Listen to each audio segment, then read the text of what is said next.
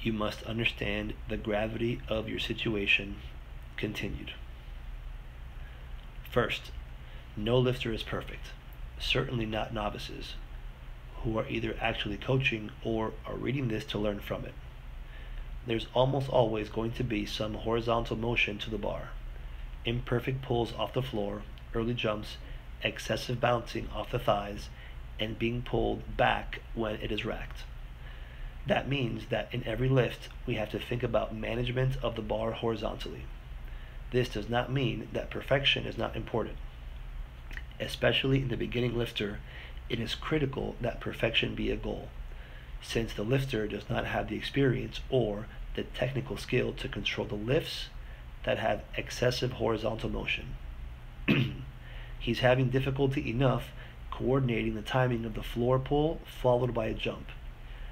Asking him to rescue a horizontally pulled bar moving at a relatively high velocity compared to a deadlift or a squat is rather much, don't you think?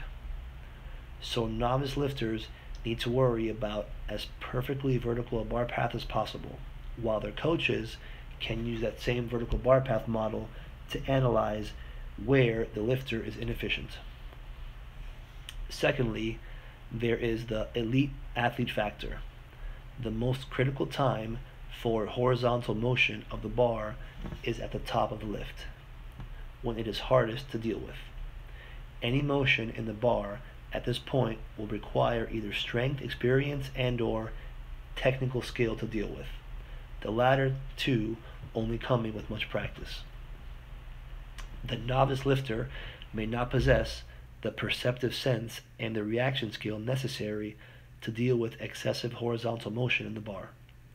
While we see world-class lifters deal with horizontal motion in the bar all the time, realize that these people are the result of a very, very Darwinian process that produces athletes who are incredibly strong, very fast, and extremely good at handling the bar. It is quite literally in their genes to be great athletes.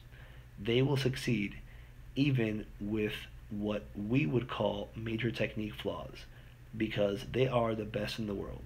They can lift inefficiently because they are the best, not necessarily because the way they do it is the best way. Realize that our lifters, the kids we are coaching, most likely will not possess these abilities to the extent exhibited by world champions.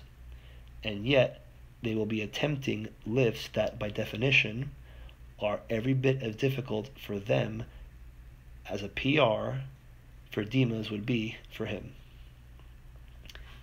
Especially for novices, it is important to remember this critical point. We may not be able to improve their reaction time or their explosive ability, since these things are the gifts of talent. But we can and must increase their strength, and we can do so relatively easily if we understand how. And we have to teach them to use that strength in a way that reduces the chance for errors that require skill or experience beyond their means. Good technique is important, most especially for those lifters whom strength is not a luxury. And strength should not be a luxury.